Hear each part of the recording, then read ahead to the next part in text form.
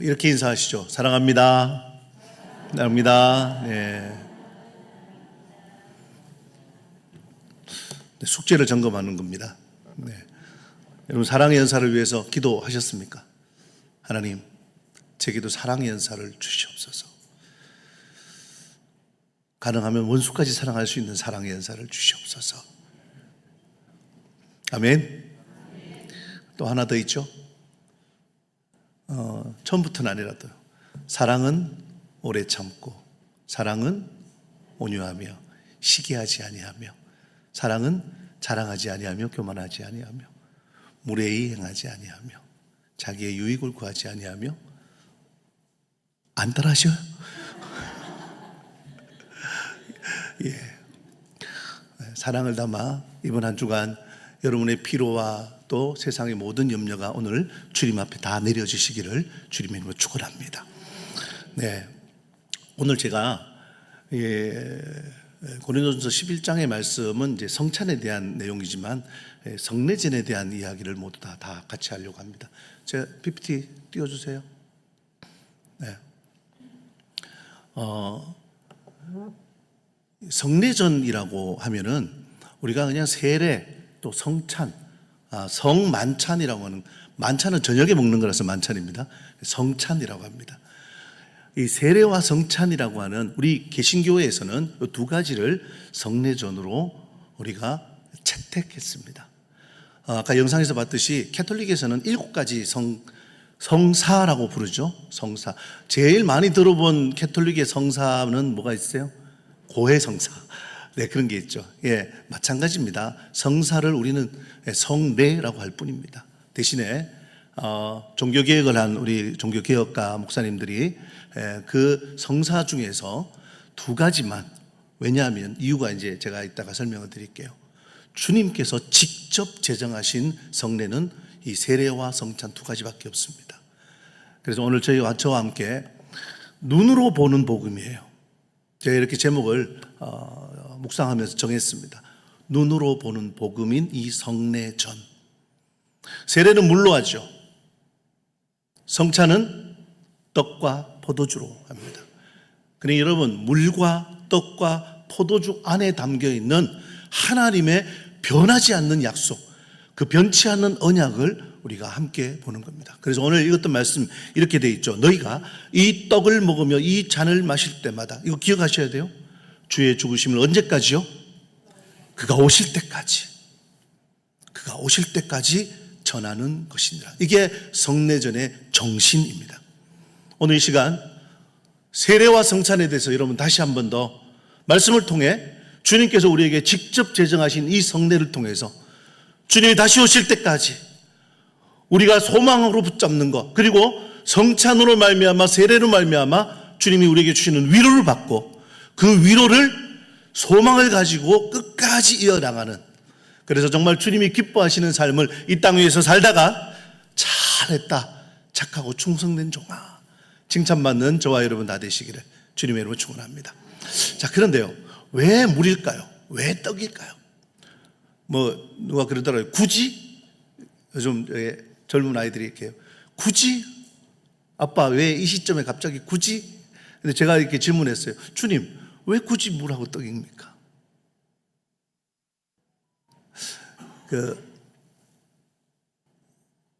우리가 다른 종교, 우리나라에는 불교가 많으니까 절에 한번 가보셨죠, 그죠? 법당에 가면 거기에는 많은 요식행위들이 있습니다. 많은 요식행위들이 있어요. 모든 종교에 사실 요식행위가 있습니다. 그런데 여러분 꼭 기억하십시오.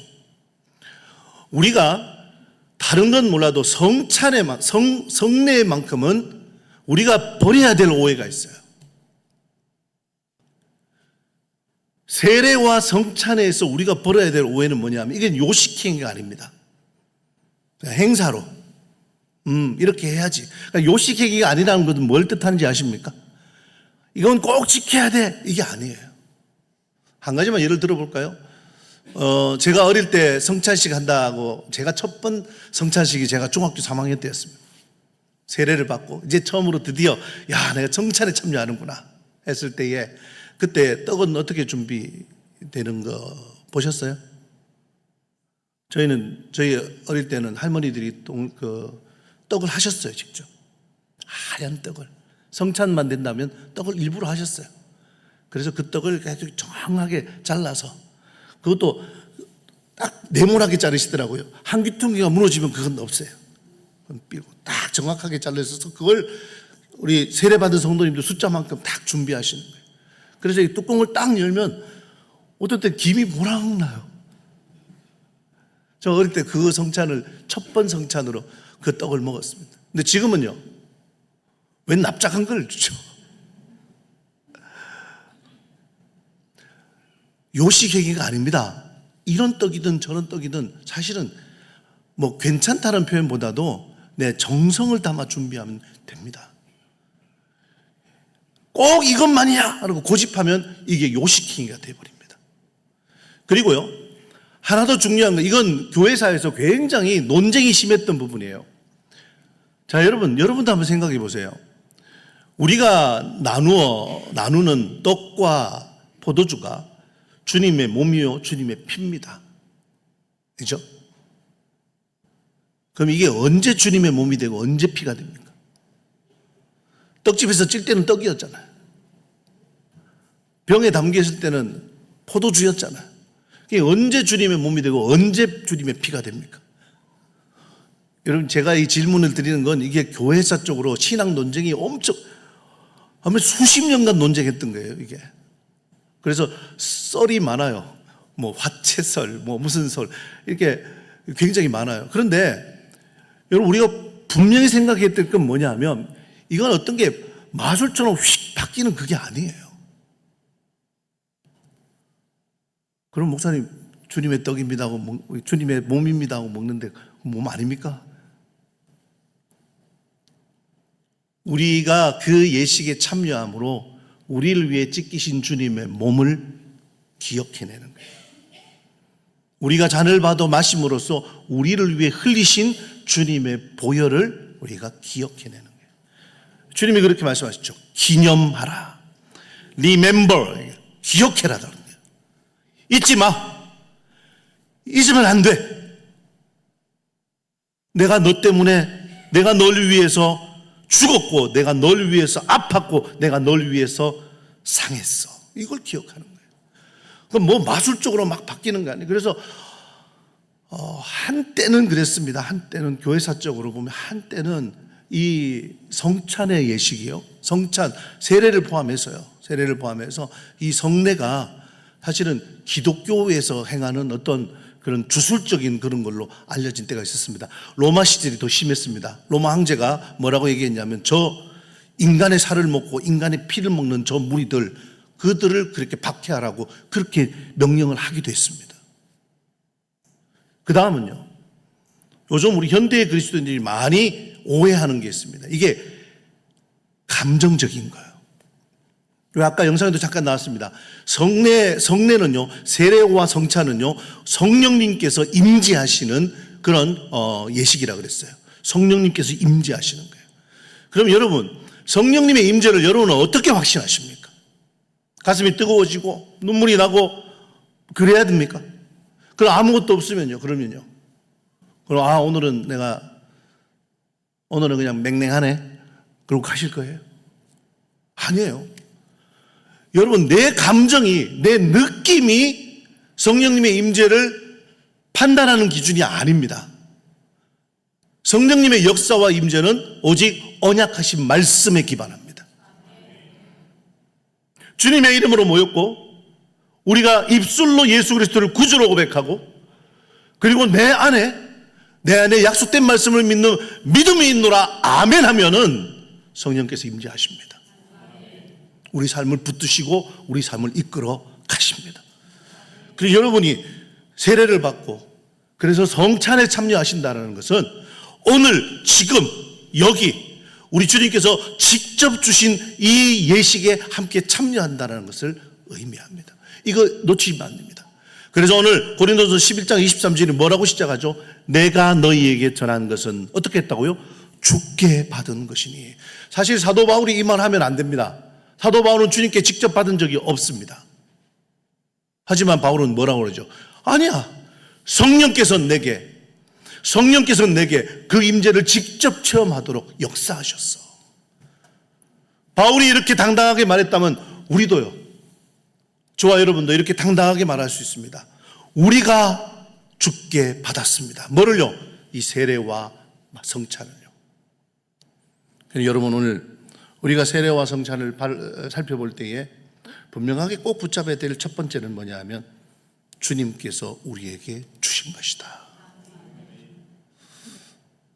혹시 방송으로나 또 이 가운데 세례를 받지 않은 분이 계시다면 여러분 마음으로 기도하십시오. 주님께서 여러분을 성령으로 세례 주시기를 원하십니다. 성찬에 앞으로 참여하신다면 여러분 기억하십시오. 성찬에 참여하는 것은 특권입니다. 성찬에 참여한다는 바로 그 자체가 성령께서 이미 우리를 그 자리로 인도하셨다는 뜻이고, 그래서 눈에 보이는 복음으로 그 복음이 다시 우리에게 생각나도록 하신다는 그 은혜라는 사실을 꼭 기억하시기를 주님의 이름으로 축원합니다. 그러니까 감각이 아니에요. 느낌이 아니에요. 감각이나 느낌이나 감정은 오히려 세상 종교가, 이방 종교가 더 많이 추구하는 겁니다.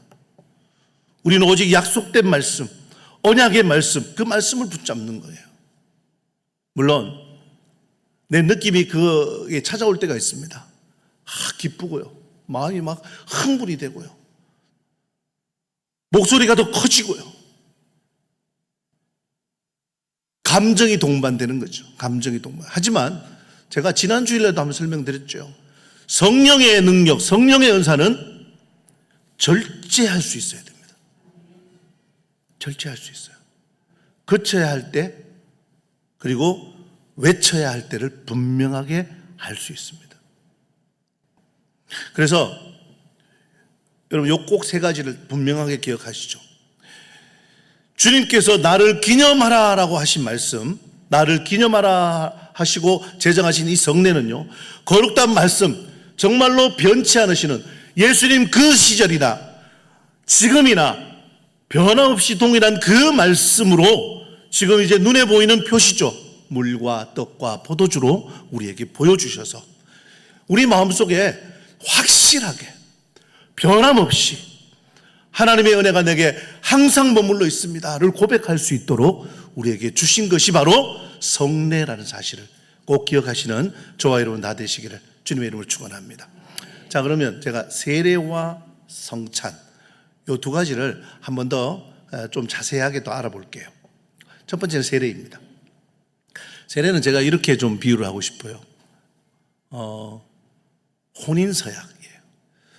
세례를 받으신 분들도 많고, 아직 혹시 세례를 받지 않으신 분들이나 우리가 학생들이나 어린 짐승들은 세례란 것은 혼인서약과 같다라는 거예요. 그런데 한 가지 오해가 있을 수 있어요. 그러면 자, 세례를 딱 받으면 그러면 끝났나요? 세례를 받는 순간 나는 이제 완전해졌어요. 그런가요? 아니에요. 그래서 혼인서약하고 똑같은 거예요. 결혼했어요. 결혼하면 끝. 보통 동화가 그렇습니다. 주인공이 막 힘들고 어렵고 그 고난의 길을 막 걷다가 바보 온달 얘기할까요? 네. 그러다가 누굴 만나죠? 바보 온달이 평강공주를 만납니다. 네. 평강공주는 맨날 우니까 아버지가 너 자꾸 울면 온달아, 바보 온달한테 시집 보낸다 이랬다가 정말로 시집을 보냈어요. 그리고는 이제 결혼했어요. 결혼해서 행복하게 살아야죠. 여러분, 동화적인 삶처럼 뭔가 결혼하고 뭔가 이루어지면 이제 끝, 그 해피 엔딩이라 하죠. 그걸 우리가 세례를 받았다라는 그것은 뭐냐면 그때가 출발점이라는 거예요. 이제는 내가 내 마음대로 세상에서 살다가 이제는 예수 그리스도와 혼인하여 혼인 같은 의미로 쓰죠. 신약 성경에서는. 네, 예수 그리스도와 연합하여서 이제는 우리가 다른 삶을 사는 거예요. 새 삶입니다. 새 삶. 그러니까 여러분, 세례라는 것은 이게 로마서 6장에서는 뭐라고 표현되어 있냐면요, 우리가 그의 죽으심과 합하여 세례를 받음으로 그와 함께 장사, 뭐죠? 같이 장례를 치러버린 거예요. 그건 옛사람이에요. 그리고 우리는 지금 주님으로부터 새 사람으로 같이 사는 거예요. 내가 그리스도와 함께 십자가에 못 박혔나니. 그런 적 이제는 내가 사는 것이 아니요. 누가 산다고요? 내 안에 그리스도께서 사신 것이라. 하지만 육체를 갖고 살죠. 하지만 육체 가운데 사는 것은 나를 사랑하사 나를 위하여 자기 몸을 버리신 누구를 위해서요? 하나님의 아들을 믿는 믿음 안에서 사는 겁니다. 바울의 이 외침은 사실 세례로 말미암아 앞으로 살아가는 우리 그리스도인들 모두의 삶을 그대로 우리에게 보여준 겁니다. 자, 지금 한번 생각해 보시죠. 여러분 세례를 받으셨죠? 성령의 세례뿐만 아니라 교회 공동체 앞에서 모두에게 세례라는 성례를 통해서 목회자에게 성부와 성자와 성령의 이름으로 삼위일체 하나님의 이름으로 세례를 받으셨습니다. 그걸로 여러분의 신앙이 끝났습니까? 끝? 믿음의 행보는 끝? 거기가 종착점, 결승전인가요? 아니요. 여러분 지금 여정을 계속 걸어가고 계시잖아요. 계속. 하지만 우리를 불러서 우리를 구원해 주신 예수 그리스도와 영원히 연합하는 그 신비가 바로 이 세례 안에 담겨 있습니다. 그래서 신약 성경은 우리가 하나님과 혼인했다라는 것을 계속해서 비유하고 있습니다. 그래서 우리는 예수 믿는 우리를 뭐라고 비유하죠? 우리는 신부예요. 신부. 거룩한 신부. 계시록에서는요, 흠없는 신부. 흠없는. 예복을 잘 갖춰 입고 신랑을 기다리는 신부와 같다. 여러분, 저야 여러분 모두가 다 주님께서 우리를 불러주셔서 주님과 함께 연합하게 하신 그런 세례를 받으신 분들입니다. 세례 받은 지가 오래돼서 잘 기억이 안 나신다고요. 여러분, 기도할 때마다, 말씀을 읽을 때마다 주님께서 부어주시는 생명수 샘이 여러분에게 넘쳐날 줄로 믿습니다. 세례입니다. 그러니까 오늘도 우리에게 세례를 주시는 거예요. 그 은혜로 세례를 주신다고요. 사마리아 여인이 우물에서 물을 깃고 있었어요. 예수님이 물 달라 하니까 당신이 왜 나한테 물 달라고 하냐? 당신은 유대인 남자잖아. 네가 떠먹어, 이런 뜻이었죠. 근데 예수님이 내게 물 달라는 사람이 누군지 알았으면 네가 나에게 뭘 요구했을까? 그때부터 예수님께서는 이 여인과 물에 대한 이야기를 계속 나누십니다. 근데 물에 대한 이야기를 계속 나누실 때가 갑자기 예배 이야기로 바뀌어졌어요. 우리는 이 산에서도 예배 드리는 게 맞다고 생각했는데 당신들은 예루살렘에서 예배 드리랍니다. 뭐가 맞습니까? 하니까 예수님께서 진짜 복음을 말씀하시죠. 이 산에서도 말고 거기서도 말고 아버지께서는 예배하는 자들을 찾으십니다. 하나님은 영이시니 예배하는 자가 영과 진리로 예배할지니라. 여러분, 우리가 예배 드릴 때마다 예수님께서는 성령님을 통해서 물 붓듯이 은혜를 부어 주십니다. 찾으시는 분은 예배하는 사람이에요. 장소 아니에요. 상황 아니에요. 우리 감정 아니에요. 하나님 앞에 영으로 나아가는 바로 그 사람, 진리를 붙들고 나가는 바로 그 사람, 세례받은 사람들입니다. 그러니 우리에게 세례가 얼마나 중요한 성례입니까? 여러분, 사실 우리 교회가 1년에 2번 이제 세례 예식을 하잖아요. 성례를 하잖아요. 세례 성례를 하는데 학생들도 받고 또 이렇게 장년 신자들도 받고 하잖아요. 그죠? 사실은 저는 마음에 아쉬운 거는 그 자리는 축제여야 됩니다. 정말 축제요. 한번 기도해 보시죠. 네. 5월 우리 지난 5월 어린이 주일날 세례는 지나갔고요. 이제 12월에 또 우리 성례 세례식이 있죠. 그때는 여러분 마음에 한번 기도하면서 세례 받는 저분이 정말 이 날이 기억되는 날이 되도록 우리 교우들 모두가 다, 우리 성도님들 모두가 다 세례에 대한 그 중요한 마음을 가지신다면 세례받는 이분들을 정말 진심을 다해 축하해 주십시오. 진심을 다해 기도해 주십시오. 작은 꽃 한 송이라도 준비해 주시고, 네, 마음으로 정말. 그래서 세례가 우리 주님께서 제정하신 정말 소중한 성례란 사실을 여러분이 깊이 알고 있다는 것을 표현해 주십시오. 세례 받으신 여러분은 주님과 함께 연합된 주님의 거룩한 신부임을 믿으시기를 주님의 이름으로 축원합니다. 다음 성찬입니다. 저희 교회는 성찬을 많이 하지 않습니다. 하지만 성찬을 굉장히 중요하게 여겨서 성찬을 거의 한 달에 한 번 하는 교회도 있습니다. 성찬을. 근데 이제 좀 많이 성찬을 하게 되면은 또 여러 가지 준비라든지 이런 것들이 많이 필요하니까 약간 이렇게 줄여서 하기도 하는데요. 이 성찬 성사를 캐톨릭에서는 굉장히 자주 합니다. 이것도 굉장히 중요한 예식이기 때문에요. 그렇지만 이제 예수님께서 고린도서 11장 25절에 말씀하셨듯이 주님을 기념하기 위해서 하는 게 성찬입니다. 자, 성찬을 기억하실 때 딱 한 가지만 제가 여러분께 나눌게요. 이거는 식탁이에요. 저희는 지금 작은 떡과 아주 적은 양의 포도주를 마셔서 그냥 이렇게 약식으로 성찬을 하지만 초대교회는 그렇지 않았습니다. 바울이 뭐라고 말하죠? 먼저 온 사람들이 너무 많이 먹고 배부르니까 뒤에 온 분이 못 먹어요. 그러니까 적당히 먹어, 이렇게까지 권면했습니다만, 그래서 초대교회부터 시작해서 이 성찬은요 식사였습니다. 조금 확장한다면 우리 교회가 주일 예배를 마치고 먹는 점심 식사도 사실은 성찬일 수 있습니다. 성찬, 주님의 몸과 주님의 피에 참여하는 거죠.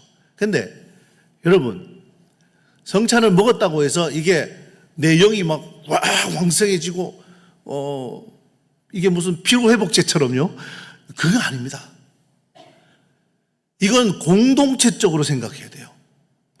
여러분, 한 개인이 참여하지만 함께요.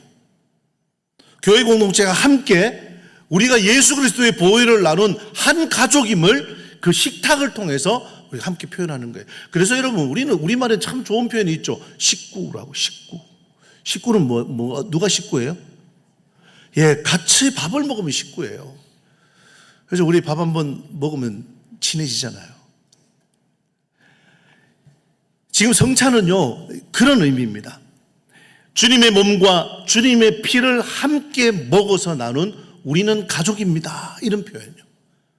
그러니까 이건 식탁의 개념으로 이해하셔야 돼요. 가족 식탁. 자, 세례와 성찬에 대해서 여러분께 잠깐 설명을 드렸습니다. 그런데 이 두 가지의 성례를 여러분과 함께 나누는데 이거보다 조금 더 나아가서 조금 더 중요한 사실이 하나 더 있습니다. 그게 뭐냐 하면, 지금 성례, 특히나 세례와 성찬을 말했는데 이 성찬은 이 땅에서 먹는 영적 공동체의 식사라면, 실은 우리의 영원한 혼인잔치는 따로 되어 있습니다. 바로 그 영원한 혼인잔치를 위한 리허설 아세요? 본 무대를 하기 전에 연습하는 무대죠. 우리는 지금 연습하는 무대를 이 땅에서 가지는 거예요. 뭘 위해서요? 장차 올 하나님의 나라. 계시록에서 뭐라고 표현했죠? 어린 양의 혼인잔치. 그래서 세례로 출발합니다. 예수님과 함께 죽고 새 생명으로 태어났어요. 그리고 우리가 매주 약속을 갱신하면서 교회 공동체를 세워가기 위해서 성찬합니다. 우리는 한 가족입니다. 우리는 한 공동체입니다. 언제까지요? 그가 오실 때까지요. 그러면서 우리가 뭘 소망하는가? 이 리허설을 가지면서 장차 어린 양의 영원한 혼인잔치. 그러니까 말하자면 우리는 지금 성찬은 어린 양 혼인잔치를 우리가 준비하는 거예요.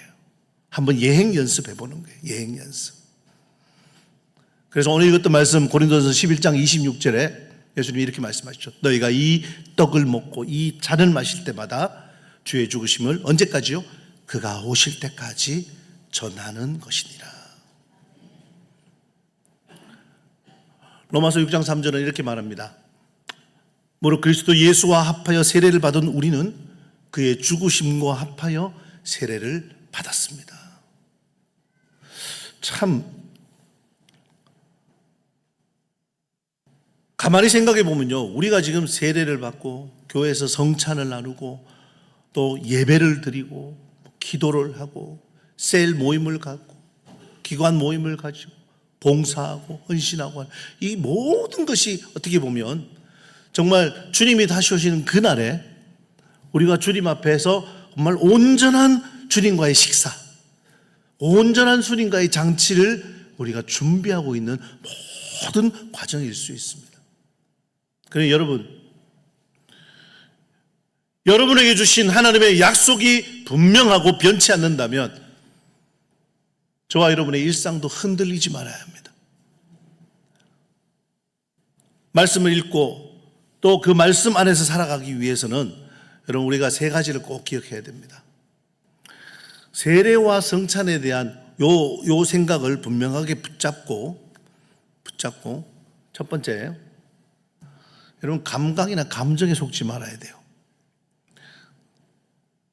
내가 좀 마음이 편안하고 기쁘면 하나님의 약속이 이루어지는가 보다. 내가 은혜 받았어. 성령님이 강하게 역사하시는구나. 여러분 감각에 의존하고 감정에 의존하면 정말로 필요할 때에, 정말로 믿음이 필요할 때에 여러분 그 믿음조차도 여러분이 착각할 수 있습니다. 그 변함이 없어야 돼요. 변치 말아야 돼요. 어제나 오늘이나 변함없으신 하나님 앞에 우리도. 그 다음 두 번째는요, 여러분 세례를 받았다는 것은 우리가 살아가는 영역과 그리고 우리의 위치가 달라졌다는 걸 말합니다. 새 삶이에요. 새 삶. 그래서 선포해야 됩니다. 악한 것이 내게 들어오려고 할 때 선포하십시오. 나는 이제 달라. 나는 이제 아니야. 나는 거기에 속한 사람이 아니야. 분명하게 선포하셔야 됩니다.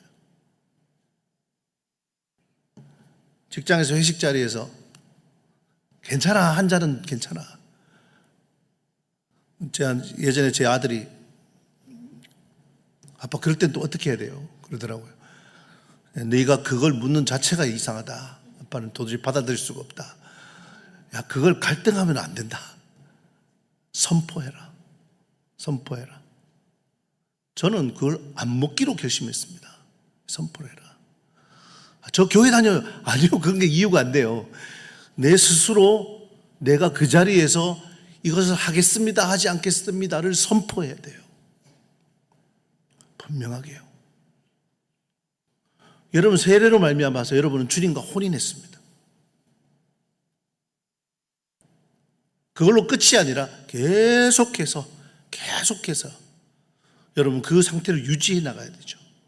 마지막으로 성찬을 통해서 우리를 계속 살피면 동시에, 나를 계속 살핌과 동시에 성찬은요 주변의 지체들을 살피게 합니다. 그죠? 여러분 자녀들과 식사할 때 어떤 애가, 저희는 애가 많아서 그런지 몰라도 누가 밥을 안 먹으면 계속 신경이 쓰여요. 그렇죠? 너 왜 밥 안 먹니? 몸이 아프니? 입맛이 없으면 왜 입맛이 없니? 여러분 성찬은요 공동체를 살피라고 주님이 우리에게 주신 거예요. 그래서 가족 식탁이에요. 가족 식탁. 나만을 살피라는 것이 아니라 공동체를 살피라는 거예요. 바울은 어디까지 살피라 그랬냐 하면은 고린도전서 11장 29절이죠. 오늘 읽지 않았지만 그 뒷부분에 주의 몸을 분별하지 못하고 먹고 마신 자는 자기 죄를 먹고 마신다까지 얘기했어요. 그러니까 공동체 안에 죄가 들어오는 것을 용납하지 않겠다라는 거죠. 죄를 가지고 성찬에 참여하는 것을 용납하지 말라라는 뜻이죠. 오늘 제가 이 마지막 말씀으로 여러분과 함께 이제 성례전에 대한 이야기를 결론을 지으려고 합니다. 로마서 6장 4절 마지막 부분을 보면요, 이는 우리로 새 생명 가운데서 행하게 하려 함이라. 이제 세례라는 부분에 대해서 사도 바울이 로마에 있는 교인들에게 좀 더 강조하면서 한 말입니다. 세례를 받음으로, 성찬에 참여함으로 우리는 새 생명임을 다시 확인하는 겁니다. 사랑하는 성도 여러분, 특별히 우리 성결교회의 성결인으로 살아가는 여러분, 주님께서 세례를 우리에게 거룩한 예식으로 주셨습니다. 우리는 세례를 받을 뿐만 아니라 제자를 삼아 세례를 받게 할 그런 의무도 있습니다. 주님께서 성찬을 우리에게 제정해 주셨습니다. 이것을 행할 때마다 나를 기념하라. 꼭 기억해 주십시오. 우리는 이제부터 성례전을 대할 때마다 어떤 형식이나 요식행위가 아니라 성령님의 능력과 임재가 그곳에 함께 하심을 기대하는 여러분 되시기를 축원합니다. 또한 우리 교회가 이 성례를 거룩하게 거행할 때마다 죄사함의 기쁨이 나타나고요. 그리고 정말로 성찬 때마다 우리가 공동체를 우리가 함께 정말 주님의 피를 함께 마시고 나눈 주님의 피로 가족된 존재라는 사실을 꼭 기억해서 서로 돌아보아 사랑과 선행을 격려하고 모이기를 피하는 어떤 사람들의 습관과 같이 하지 말고 그날이 가까움을 볼수록 더욱 힘써 모입시다. 바로 이 히브리서의 권면이 오늘 우리 구미중앙교회 모든 성도들에게 함께 임하는 권면 되시기를 주님의 이름으로 축원합니다.